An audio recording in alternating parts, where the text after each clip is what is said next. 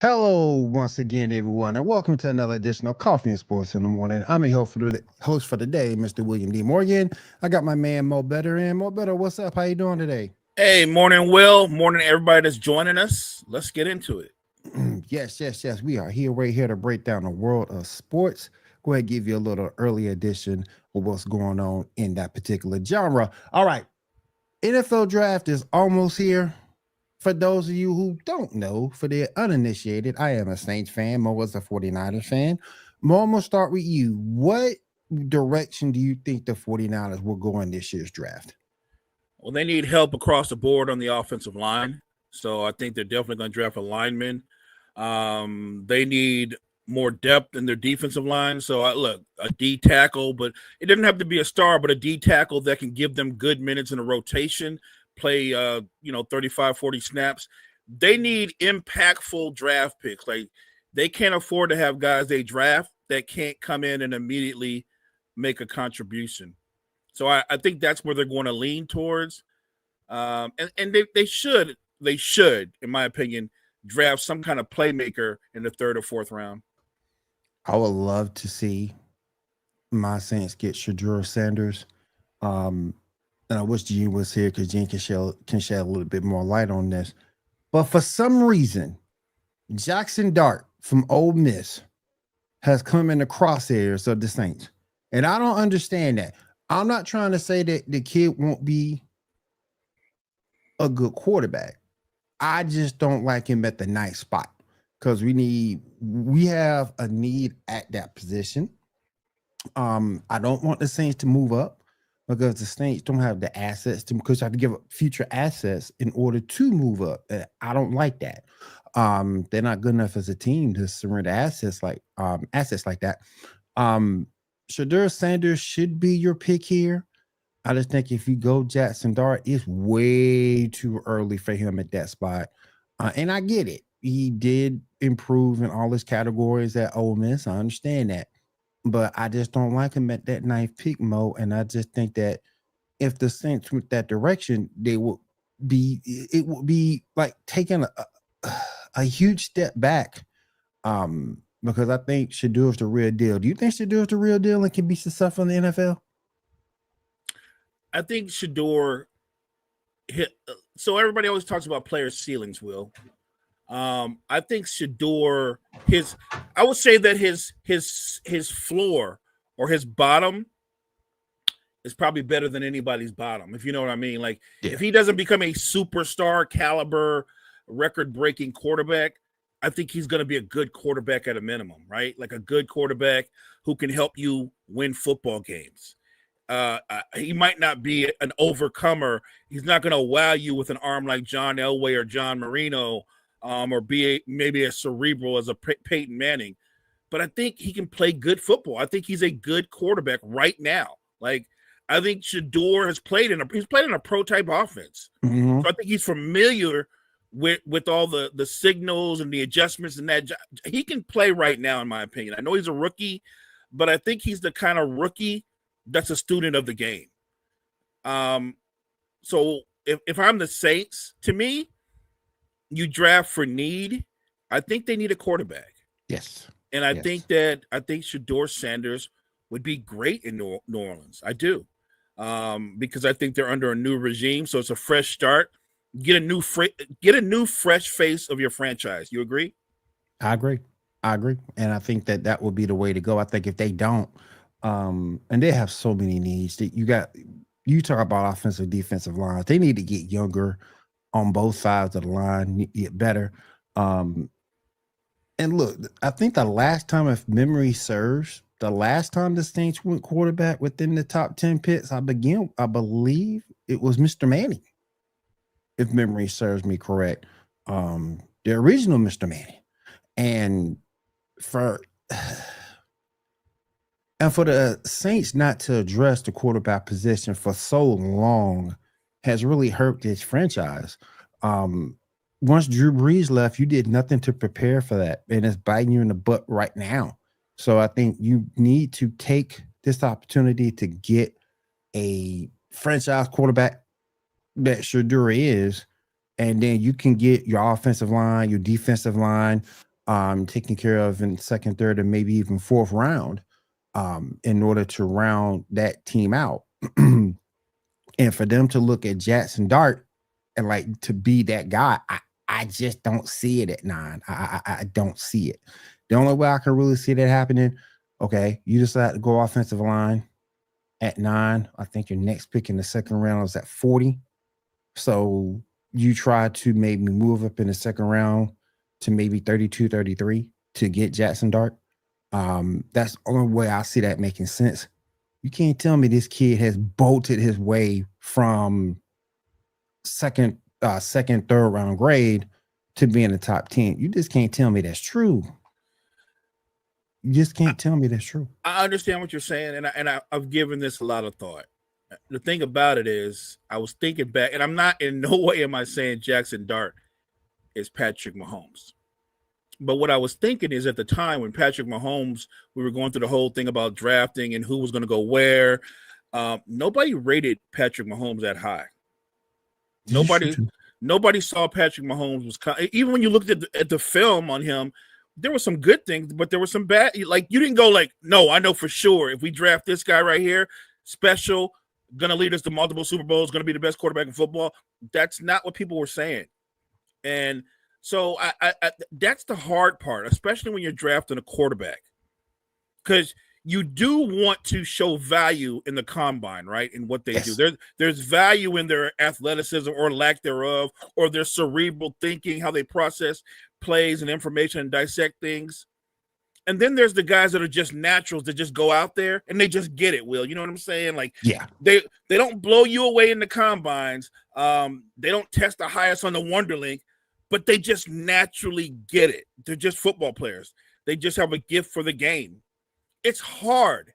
It is hard, even if you're the best scout, best GM, to get it right. Yeah. Every metric says this kid has potential to be a star, but it's potential. And if potential is unrealized, it goes the other way. He also could be a bust, right? A failure. Mm-hmm. If you draft him too high, you overvalue him, and he can't start immediately, right? Like, do we think Jackson Dart's going to start right away? I don't think so. No, me neither. By the way, that's not a terrible thing. If you've got a veteran quarterback in, you've got needs in other places, and you look at your team and go, well, we're not built to win our division right now. So this kid, he can sit for a year. If you're in that situation, because some franchises are, you have that luxury. I think the Saints have needs, so many needs across the board. You could draft him, but I don't think you have to draft him that early. I like what you said. You can draft him later because I think he will be there. And if you have the opportunity to get Shedeur Sanders, I would get him. Yeah. I think Shedeur is going to be a good football player. I think Shedeur, look, without knowing, because obviously I don't know what he's going to look like in the pros, but I'm looking at quarterbacks that we view as very good quarterbacks who might be fringe top 10 or on the edge of the top 10. Is there any reason to think that Shedeur can't be as good as a Brock Purdy after year 1 or 2? I get your point. Yeah. Or as good or better than Tua, right? Yeah. You know what I'm saying? Like, so I do think he has great value. I don't know why so many people downgrade him. I get it. He doesn't have the wow arm that blows your mind, but neither did Drew Brees, and Drew Brees is going to walk into the Hall of Fame.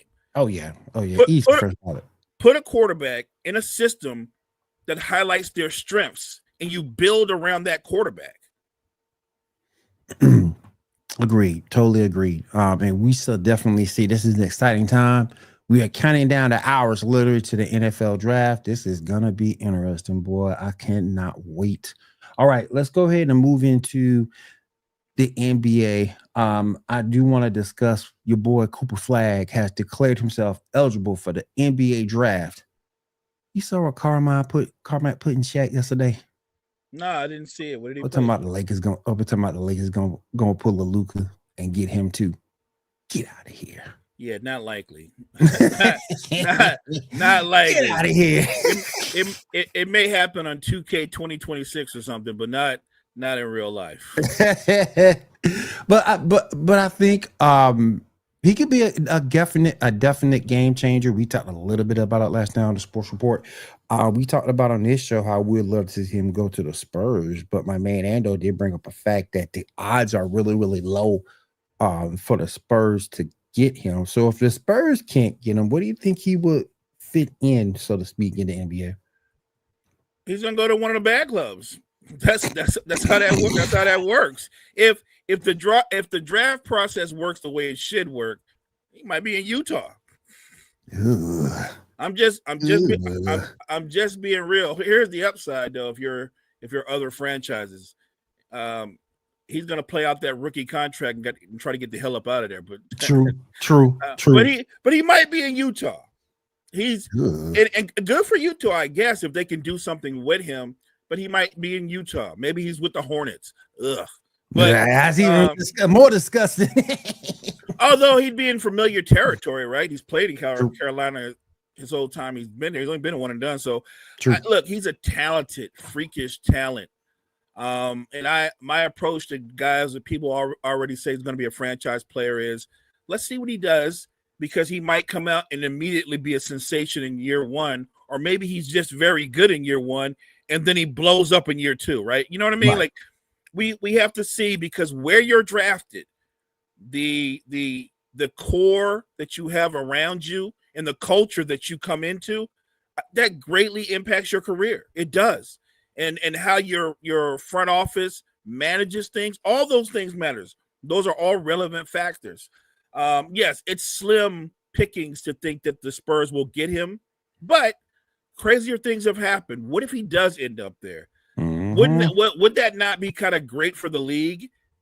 Wemby, Cooper Flag, and Castle. I'm just saying. Can we get the ice cold envelope, please? If you look at the conspiracy buffs out there in the NBA draft, can we get the ice cold envelope? Put that in there and let the Spurs get that pick. I'm just kidding. Look. Look, your team would love to have a Cooper Flag, right? My team would too. We're not going to be in position to be a player in that situation, but no.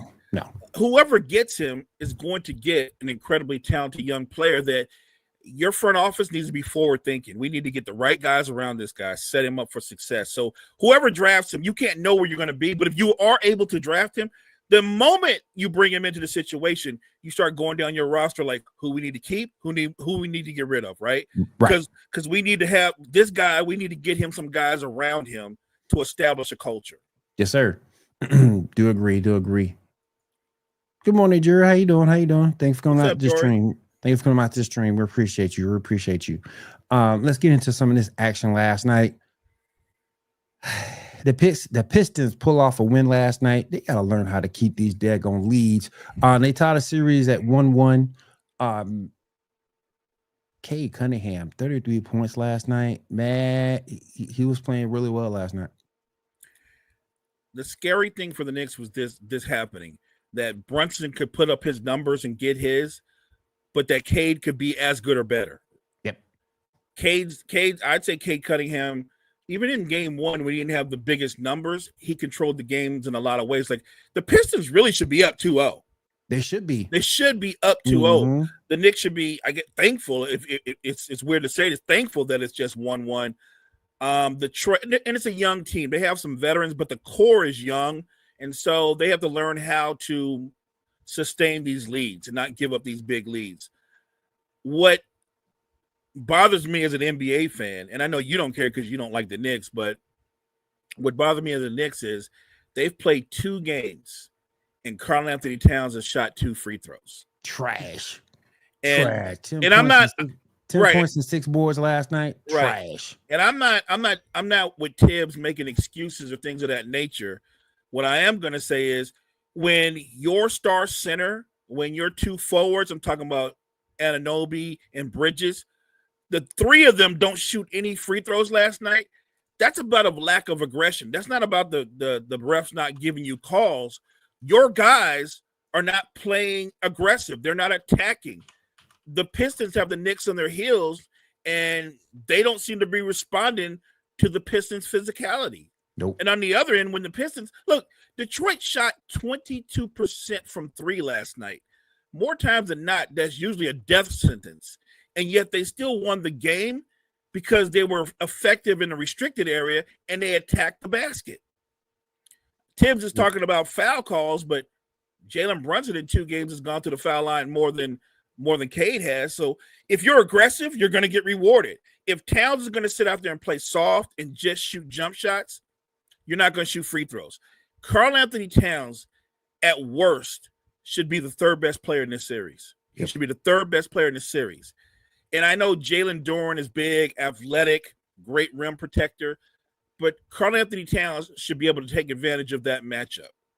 And it's crazy to think that three of their four leading scorers did not shoot free throws at all last night. And it wasn't a conspiracy. They were all just shooting jump shots. They were just shooting jump shots. You can't play soft and expect to win. Jalen Brunson leads the way for 37 points for the Knicks. I didn't like the way he looked last night. All this flopping and everything he was doing last night was just killing. Bruh, you are not LeBron. You cannot even you can't get away with all this flopping that you do. Right. You're not even LeBron can't get away with it now. Yeah, he was not LeBron. He was hunting for calls. Yeah. And what's crazy is he got a ton of calls anyway, but he was hunting for calls. And Kyle brings up a point that I didn't understand, which is brilliant on the Pistons' part. They know that Towns has a quickness advantage over Jalen Duren, right? They know that. Yep. So they put Tobias Harris on him, which eliminates the quickness advantage. And because Towns his strength of his game is not really playing with his back to the basket, nope. Tobias Harris is big enough and strong enough to bang with him, to be physical. Towns has got to run the floor harder. He's got to establish himself early in the offense and get deep post position and make the referees call. Don't do a jump hook. Don't do a finesse move. Turn and attack the basket. Make the referees make a call. But anything other than just settling for jump shots. If you're going to let Tobias Harris guard you the way he's guarding you and you don't make them pay, the Knicks are going to lose the series. Oh, yeah, for sure. For sure. Let me catch you with the chat real quick. Knicks are starting to show their cracks. What's up, Kyle? How you doing? Welcome to the stream, brother. Knicks are lucky to be 1-1. That's what I said. Agreed. No show who gets 4,000 2 quarters. Oh my goodness. What's up, Key? How you doing? Mr. No Show there. Show up and say show about didn't. There you go. Tobias Harris guarding most of the night. Yeah, Mr. No Show. By the way, that nickname was coined by Coach. It's a great nickname. It is. And he's earned it. It's funny because watching Towns last night, they brought him there because Julius Randle never shows up in the postseason when he was on the Knicks. Facts. He was supposed to be the upgrade, and he looked like Julius Randle last night. That's your favorite player. I don't do your favorite player like that. Nah, man. Brian don't flop that much now. Why is he flopping at all, though? That's the problem. You're 6'9", 260. What are you doing flopping? Yeah, he did this in Minnesota too. Stop it. Mr. Softy. All right. Let's go ahead and move on over to the other game from last night. The Clippers get a win over the Nuggets, 105-102. Nikola Jokic ended the game with 26, 12, and 10. Good Lord. Kawhi Leonard at 39 points up here doing it big time. Mo, can the Clippers go above or beyond with performances like this from Kawhi? They can win this series. I think we talked about this before the series began. I thought this was the best matchup of the first round. I think this is the series that's going to go 7. This is going to be a 7-game series. I thought if you looked at Denver, a lot of the things they struggled with, they kind of recovered from. Porter Jr. gave them 15 points and 15 rebounds. He played a solid game. I thought Aaron Gordon was solid. Jamal Murray had some moments. The problem with the Nuggets that people have to realize is their bench. Russell Westbrook is the only person off that bench that gives them consistent production. And if you look at the Nuggets, even at their starters, where is the shooting going to come from? Because if Porter Jr. and Jamal Murray aren't making perimeter shots, they don't have a lot of great shooters. Christian Braun is capable, but he's more of a slasher than he is a perimeter shooter. Look, Denver's biggest weakness is their lack of depth on the bench. Yes. That wasn't going to go away in the postseason. And the Clippers are an intriguing matchup because while Joker is clearly the best player, Zubac is playing him even to a point. Yep. If Zubac is going to get 21 and 11, That's almost offsetting what Joker does. And if Kawhi Leonard is going to look like Kawhi Leonard from 3 or 4 years ago and look as healthy as I've seen him look in 3 or 4 years, then Denver's in trouble because Aaron Gordon is a big physical defender. He's actually physically bigger and stronger than Kawhi Leonard, and he can't guard him. Yep. And he's their best option. So look, if Kawhi Leonard's going to be healthy, if he's going to attack the way he did and dominate in the mid-range and in the post, this is going to be a great series. I'm not saying the Clippers win. I remember when Brett and I made our picks on the end one, I said that this series was a push. It's a 50-50 series. I said it's going 7. I don't know who's going to win. Nothing's changed for me. I think it's going 7. I think you know who wins? The fans win because we get to see a great 7-game series. We win. Oh yeah. You mentioned Zubac earlier. He had 16 and 12 last night. He's playing well. He played well in the game 1. He played if he can get that kind of production, it does offset some of the things that Joker does. What Zubac can do is he can't outskill Joker, but he can outwork him, and he's done that in different stretches of the game. They've made Joker also more of a volume scorer, taking 20-plus shots. So I think the Clippers have a strategy. They can live with Joker scoring. They just can't live with him going off for like 38, 45 points. Right. Yes, Zubac is the key for the Clippers. Facts. Yep. And don't forget, it's 1-1, and Norman Powell has yet to play a great game. I expect back in LA, Norman Powell's going to go off one of those games. He had 13 points last night, and the Clippers got what they wanted. They got that split. Yeah, that's what you do. Well, look, yep. They got a split. Detroit got a split.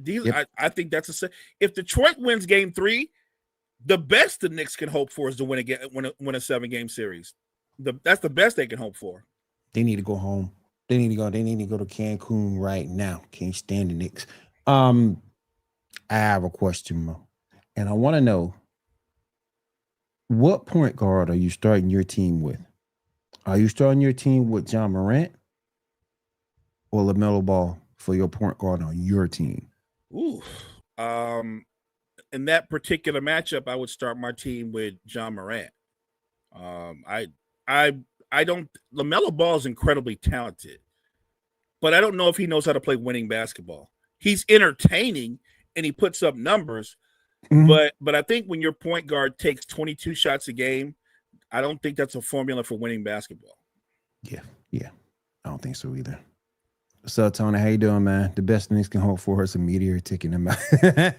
I'll be down for that. That's cruel. I'll be down for that. Jura says she's taking Ja. Now,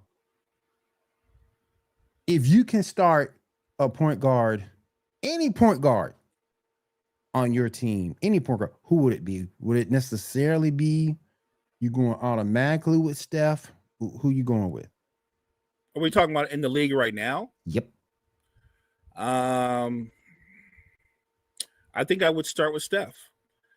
Even though I think Steph is more of a combo guard. He's not really a pure point guard, but I'm starting my team with this guy. This guy is the perfect guy to be your franchise, the face of your franchise. I'm rocking with Steph because of all the things that he brings to your franchise, not just on the court, but off the court as well. So the way he carries himself, the way he advocates for the league, I think Steph is the perfect guy to start your franchise with. Get you with the chat here. He shoots more off the court than that's harsh. So here's the way I would approach this question. Let's swing it in another direction. Ja Morant is considered a superstar in the current NBA, right? He's a superstar. Yes. Go through any division right now and give me the other team's best player. I'll give you an example. Ja Morant or Donovan Mitchell. I'm taking Donovan. I'm taking Donovan Mitchell. I don't think that's an ooh at all. I'm taking Donovan Mitchell all day. Ja Morant or Devin Booker. I'm taking Devin Booker. You see where there's a pattern here. You can keep going. Ja Morant or Jason Tatum. You're taking Jason Tatum. Yep. Ja Morant or Jalen Brunson. You're taking Jalen Brunson. Ja Morant or Cade Cunningham. You're taking Cade Cunningham. Go. I'm just saying. You're not going to take Ja Morant over Luka. We can keep going. Let me ask you this. Ja Morant or Trae Young. That's really close. But here's the crazy part. because of what their strengths are, I would take Trae Young. I feel you. I feel I you. would, you know what I'm saying? If you really think about it, I would take Trae. I would take Trae Young. I feel you. I feel you. He likes Melo because he can he stay on the court? I'm gonna take Ja. The Miller Ball is not conducted in winning basketball. He absolutely is not. Well. Well, he does one thing. Well, he shoots a lot. He shoots a lot. Yeah. But I don't think that I think he's a great talent. I don't know if he's going to ever be a great player, but just think about it. I'm not, and this isn't me trying to kill Ja Morant. I'm just trying to give people perspective when they talk about where they rank him or they perceive him to be. And I'm like, I'm trying to find out what franchise's best player would you take him over. I think the list is a lot shorter than people want to realize. Like we said on last night, Ja's not a leader. He is not. We talked about that yesterday. If he's your leader, you have no leader. Kyle said Ja. Right, but over who? You're not going to take you take Ja over Booker? Really? I wouldn't do that. Like you go down every division. Go down every division and tell me who you're taking. Because more times than not, you're not taking Ja Morant. You're not, like, Wemby would be considered the Spurs franchise player. We already know the answer to that. You're not taking Ja over SGA. We already know that. You're not taking Ja over Ant. We already know. I'm not talking about point guard. I'm talking about each team's best player. Would you take Ja over Kobe White? Yeah. Yeah. No offense to Kobe White, but I mean there are levels to it. But yeah, it is. But it is. But that's low. Even that's not that far between. Right, and it's a low bar because the Bulls aren't a good team. Mm-hmm. But think about the other teams. Like if somebody said, "Well, would you take Ja over Kyrie?" Nope. No, he's not better than Kyrie. I'm not taking him over Kyrie. No. That's that's actually a good question. You have to think about all the different divisions, and you realize, like, some people would take him over Trae Young, but I would go, if you look about what both of them give to their teams. I'm not a huge Trae Young fan, but he's a better facilitator than Ja Morant. He's a better shooter than Ja Morant, and they're both poor defenders. Yeah. And for what it's worth, Trae Young is 10 times more durable than Ja Morant. Facts. Ooh, keep up a good one. Maxey, easy. Maxey's not close. I'm taking Maxey. Let me see. I'm too close to Trae Young. I've seen enough. Give me Ja.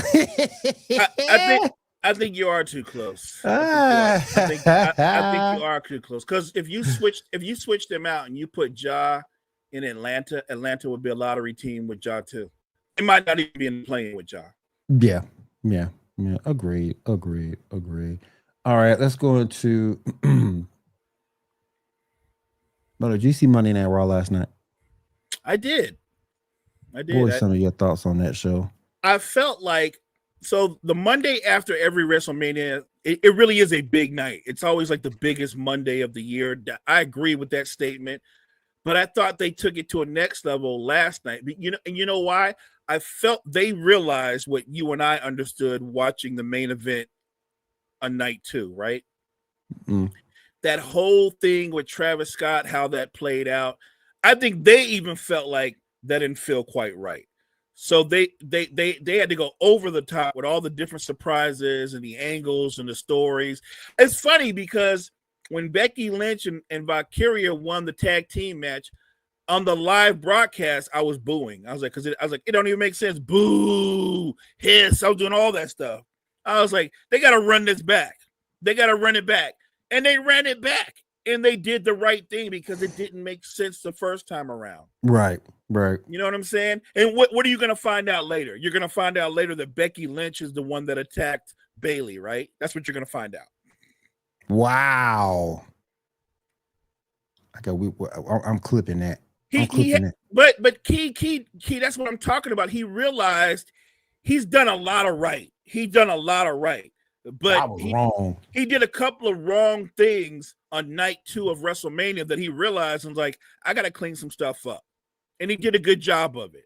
We were sitting here the whole time thinking, if Cena is The Rock's guy, then at some point you're going to reveal another guy that's part of The Rock's faction, right? Yep. but they went another way. We got the heel turn from Seth Rollins with Heyman, and then they added Braun Breaker, which blew my mind. I was like, okay. Now you see why he dropped the U.S. title. Right, because he's he's going to be like the enforcer of their faction, right? More or less. This right here just solidifies what I say. I hate to say this because I love Jey Uso, and Jay's having a moment, and he deserves his moment. And maybe they'll let Jay's run last a couple of pay-per-views. But at some point, Jey Uso is going to wrestle Seth Rollins, and Seth Rollins is going to take that belt. What did Keith say? I still think Seth is involved with the Rock. Could be. He might be. That might be part of the bigger picture. Mm-hmm. I don't know, because they've done a poor job of that storyline. You can't be the final boss, get Cena to turn, and then we never see you again. Makes no sense. Right. Like that doesn't make sense at all.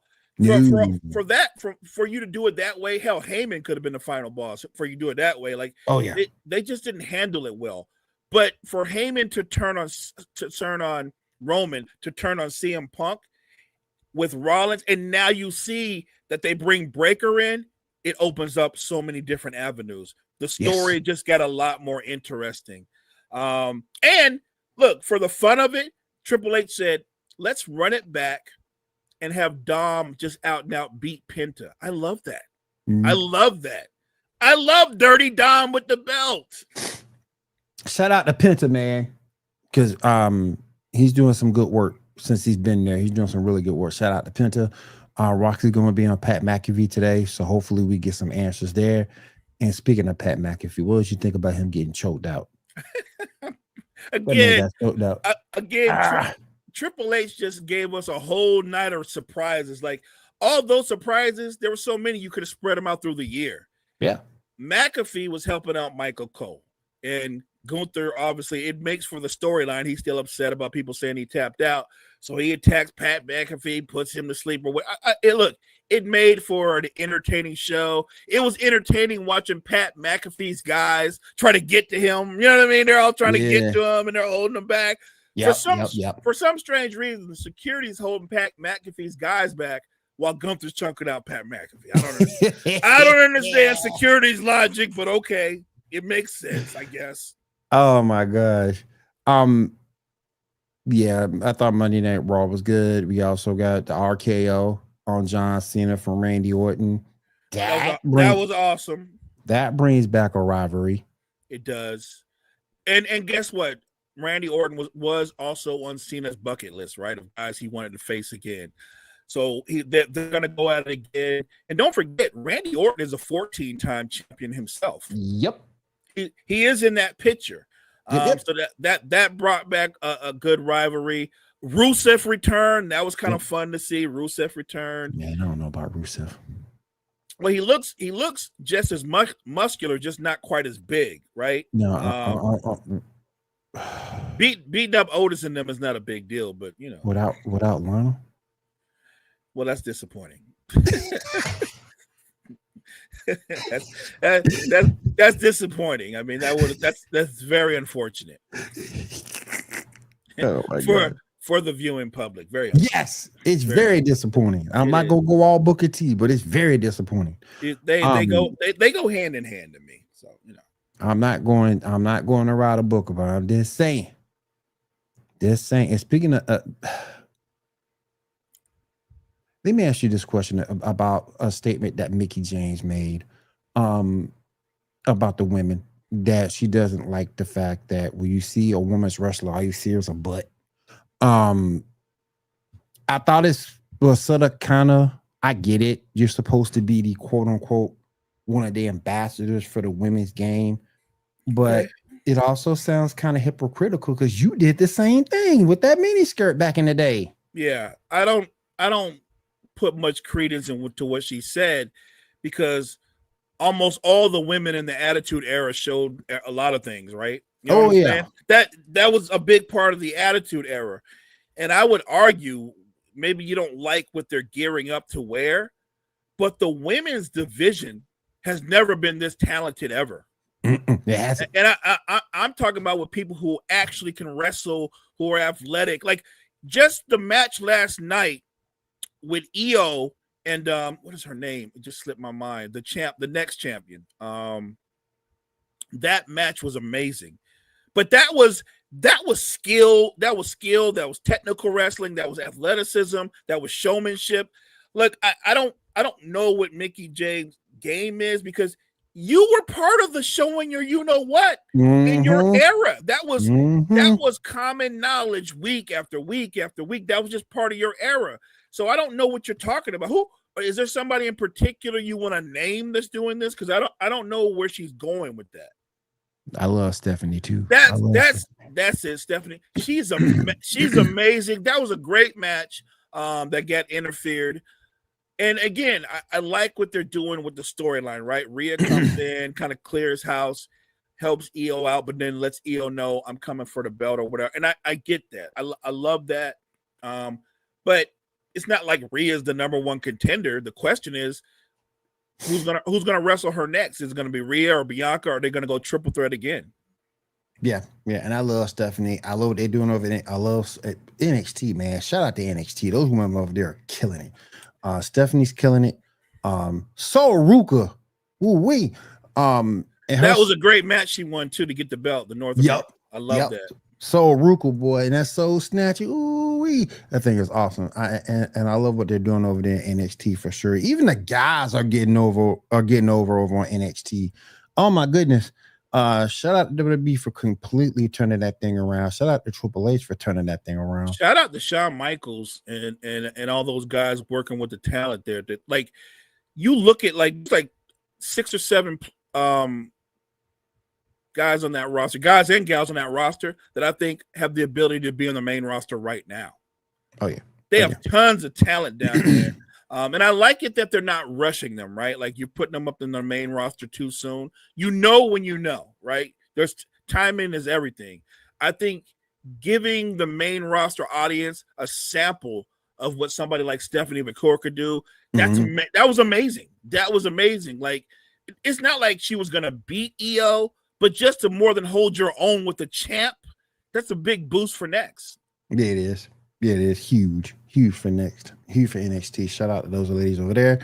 Mo, do you think we will ever, and I doubt if this will ever happen, but never say never.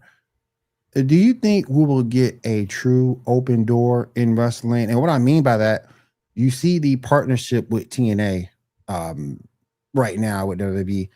Do you think we get that a true open door at some point, or maybe like AEW? The TNA one makes sense, especially for TNA. I don't know if they're going to get that partnership with AEW because that I don't call it a rivalry because one is a giant and one is just really good, but one is a giant, right? And it's always been the history of WWE. If you come off as a rival, their strategy usually is to squash you, right? They squash you at some point. AEW is pretty good and it's entertaining and they can hold their own. And I think they have a lane. They are the alternative to watching WWE. You can watch WWE and watch AEW. Right. They're not dumb enough to try to go head to head with them. That wouldn't work in their favor. So I don't know if we're ever going to get the open door, like you said, where there's a partnership, because every brand wants to hold their brand's signature and hold their brand in high esteem. If you get the AEW champion and say the AEW champion wrestles like the third contender for the WWE championship, but can't beat them, then it kind of diminishes the AEW championship. You know what I'm saying? Yeah. So I that's the tough part. It was cool for TNA to have Will Ospreay come out, and he lost, but I thought he was competitive. He did his thing. He put Randy Orton over for his WrestleMania moment. I don't know how that works. It used to be a time when you know way back, Will, with the NWA and all the different federations, where you could have these big events where champion versus champion. It didn't happen very often. I'm not sure wrestling as it stands right now is ready for something like I look as a fan, I think we all like that kind of stuff. Yeah. But are we ever going to see the best guy in AEW compete against the best guy in WWE? Not anytime soon. Yeah, I don't think so either. I don't think so either. But it would be cool if we did get that at some point. All right, I do want to go back to finish up the show. If we have about 20 minutes left here on Coffee and Sports in the Morning on Wide Wire Sports, I did want to go back into the NBA for just a quick second. We have some finalists for the 2024-2025 NBA awards that were announced. I want to get your thoughts on this. NBA Coach of the Year, Kenny Atkinson from the Cavs, JB Bickerstaff from the Pistons, Ime Udoka from the Rockets. Who would you pick and why? I would like it to be a tie between Kenny Atkinson and JB Bickerstaff, because when you're JB Bickerstaff, you inherit a team that won 14 games last year. Yes. They not only doubled, but they tripled, quadrupled, and so on. Their wins, and they're in the postseason, and they're 1-1 with the third seed in the East right now. And what he did is he changed the culture. He literally flipped the culture as in head, bought into his young star, and then put veterans to help that locker room out, give them some professionalism, and it's worked. He changed the culture. I thought what Kenny Atkinson did with the Cavaliers was brilliant. It was already a good team. It was. Really was. Right. People tend to make panic moves and go, you got to change this, got to change that. And Atkinson said, no, you just got to change the way you approach the game. He gave everybody a role, empowered everybody, especially when you look at Evan Mobley, what he did with him. Yep. I think it changed the team because he changed the culture. So I think they're both worthy. It's going to go to Atkinson, but I really think they should be co-coaches of the year. Kyle says Bickerstaff, the Pistons improvement was more of a surprise. He says he's going JB too. I would go JB, but I think Atkinson's going to win it. All right. Going to the next category. NBA Clutch Player of the Year. Jalen Brunson from the New York Knicks. Anthony Edwards. I almost said Anthony Mason. Anthony Edwards from the Minnesota Timberwolves. And Nikola Jokic from the Denver Nuggets. I guess by the numbers, Jalen Brunson would win it. But I'm gonna go the other way and go give it to Joker. I'll give it to Joker because I think Joker's not going to get MVP. So they're going to give him something. Why do you think he won't win it? You think it's voter fatigue or SGA's just been that good? SGA, look, like I said, two things can be true. Joker's still the best player in basketball, in my opinion. Me too. But SGA is this year's MVP. It's not like they're neck and neck. SGA's team is a full 16, 17 games better than Joker's team. Right. SGA doesn't have as great as he is offensively, he doesn't do what Joker does in the bigger scope offensively. But he does impact the other end of the floor in a way that Joker doesn't. SGA is a terrific defender. I'd be shocked. I'd be shocked if OKC didn't have multiple guys on the All-NBA defensive team. All right, let's move on to our next category. NBA Sixth Man of the Year. Malik Beasley for the Pistons. Ty Jerome for the Cavs. Peyton Pritchard for the Celtics. I think Peyton Pritchard's had the biggest jump, but I think because Bickerstaff's not going to win Coach of the Year, I think this is where they give the Pistons a little bit of flowers. It's going to go to Malik Beasley. All right. Next category. NBA Most Improved Player. Cade Cunningham from the Pistons, Dyson Daniel from the Hawks, or Ivica Zubac from the Clippers. So Cade was pretty much the same guy last year. So the Pistons were just really bad. I don't think Cade wins it. He's the same player. He's a terrific player, but I think he's the same terrific player he was last year. This really comes down between Zubac and Daniels. And Daniels is one of the best defenders in the NBA, especially as an on-ball defender. Yep. I'm going to give it to Big Z. I'm going to give it to Big Z. Yeah. For everything that's asked of him, right? I'm giving it to Big each Z and every night, and he's doing it. Got to give it to him. By the way, we're a few years removed from this, but don't forget, he was a Laker. They He had was. he He was. really. They had no problem letting him go. They didn't think he was gonna be anything. And now what do they need? They need a big man. And what's he doing? Stepping it up. Right. I'm just saying. Like you Stepping know it what? up, baby. That there's such thing as player development, fellas. It's okay if it takes them a couple of years to get where they need to be. It's okay. Look at all the talent they gave up. Woo! That could be an all-star team in itself. We got that one ring though. I guess that's we got that one ring. It was all worth it. Think it was all worth it. NBA Defensive Player of the Year: Dyson Daniels, Draymond Green. Dyson Daniels from the Hawks, Draymond Green from the Warriors, Evan Mobley from the Cavs. I'm going with Evan Mobley. How's Draymond still in that? Look, I think here's the thing. Did the Warriors turn around and become one of the better defenses in basketball like the last month of the season, month and a half? They did, but that's not by coincidence. That happened when they got Jimmy Butler. Right. Draymond didn't become a better defender. They added another defender that was good as Draymond. Right. I'm going to give it to Evan Mobley. I can't give it. I know Draymond's done a great job of campaigning, but I'm giving it to Evan Mobley. He's been look at the Cavs record. Look at where they got where they are ranked offensively and defensively. That's Evan Mobley. Yep, I agree. All right, we already know this, but I'm gonna say it anyway. NBA Rookie of the Year: Jalen Wells from the Grizzlies, Zachary Richey from the Hawks, or your boy Stephon Castle from the Spurs. We already know who this is.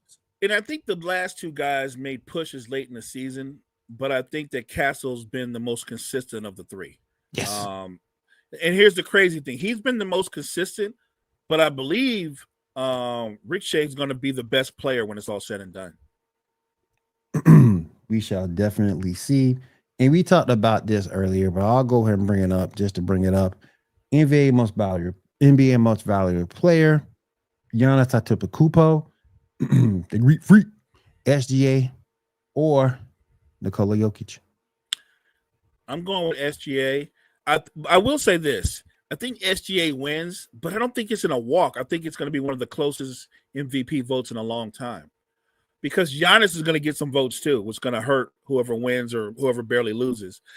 I feel like Giannis is the kind of guy, Will, that until he retires, he's going to be in the MVP conversation, right? Yeah. Like, he's not going to win another one. I don't think he's going to win another one. Yeah. But he'll always be in the MVP conversation. No, go ahead. I'm about to say, speaking of the Bucks, do you think we see Dame Lillard come back tonight? He better come back if they don't want to lose the series. Because if he don't come back, they're going down 2-0.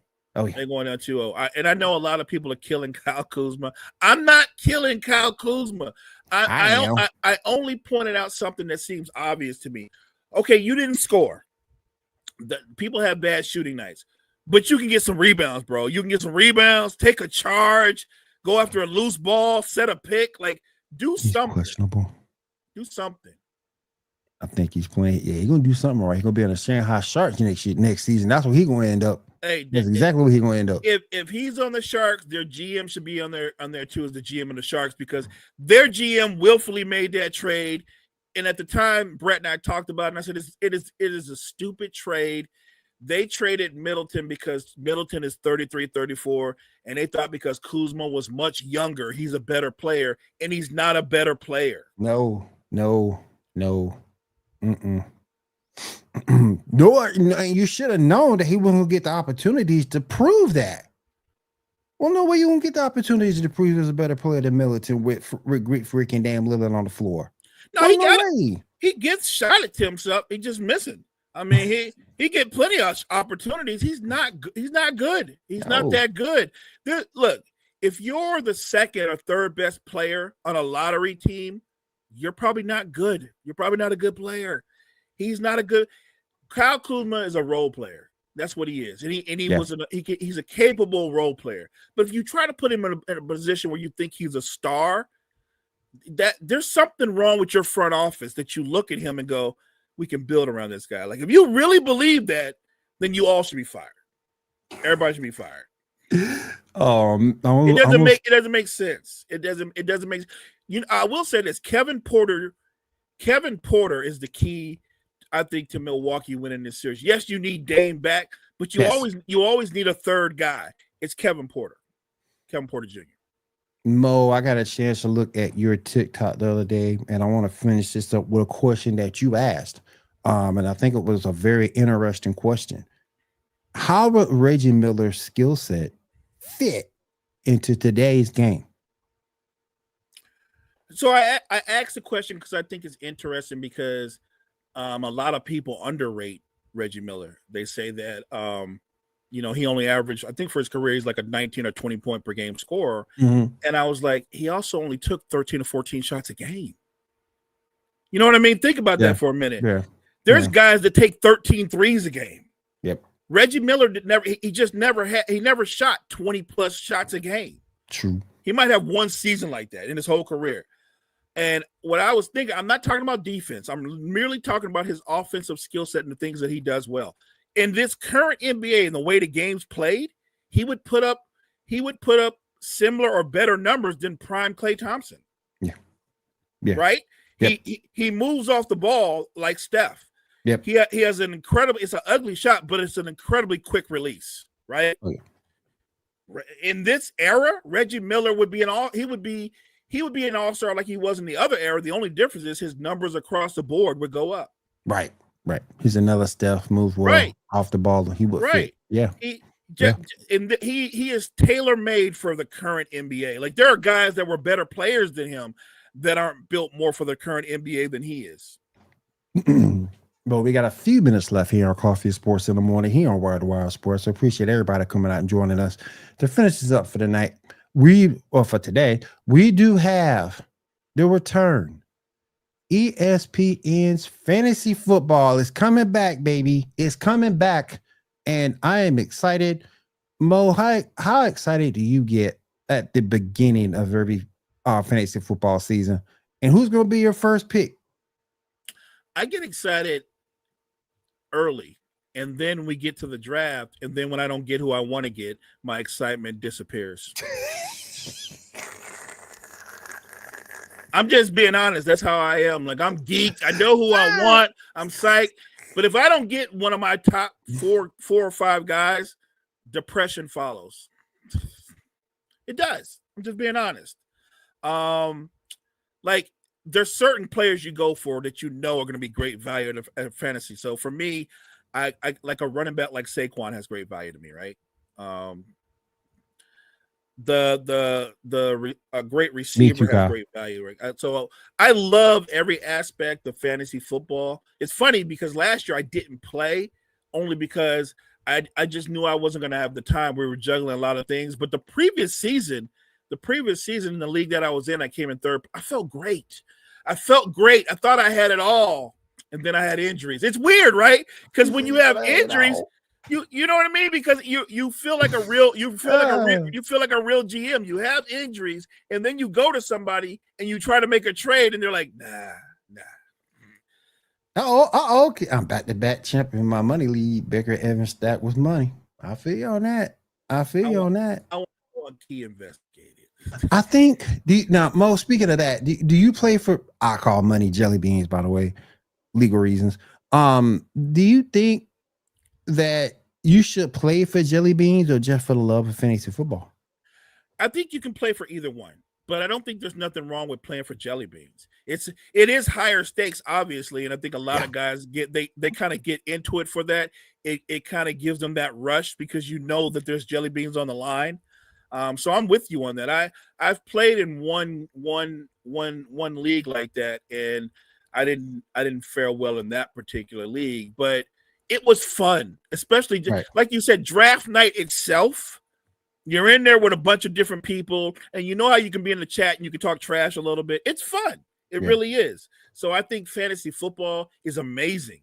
Like, I don't know. I can't speak for you, but for everybody that loves Madden, like played the football game Madden to me is a rite of passage. Love Madden. Love everything about Madden. Fantasy football provides a whole nother level of a high. It's different because I think you're testing your own football knowledge to a degree, right? What you think you know about the game. And that's what makes fantasy football so exciting. My problem last year, I was playing in a lot of leagues that played week 17. I hate that. Yeah. I hate that. I just hate it because a lot of guys don't play. I'm gonna say something, and it sounds like sour grapes. So I was in the league. I'm not saying no names, and I felt like there were two guys that were. I felt like it was collusion because they were making trades that didn't make sense. That really helped the other guy. Like I was like, why would you make that trade? Right. Why would you trade away a receiver who at the time was leading the league and everything? Like you was basically a numbers cow, right? Yep. But he traded him away for a couple of players that were completely inferior. And I was like, come on, man. Come on. What you guys do? Agree to split the money? Agree to split or agree to split the jelly beans? I'm just saying that was shiesty. And look, I love fantasy football, but just like anything else, there's always somebody that's shiesty. True that. All right. Let's wrap up our time here on Coffee and Sports in the Morning on Water Wire Sports. I want to say thank you for everybody coming out today. We do appreciate the support. Thank you guys for coming out. Mo, go ahead and close this out for the morning. Thank you guys so much for joining us. Make sure you check out all the great content we have on Wire to Wire Network. Wire to Wire Network, we appreciate you. And with that being said, thank you so much for coming out once again. I appreciate each and every one of you. And we'll see you next week. Take care, everybody.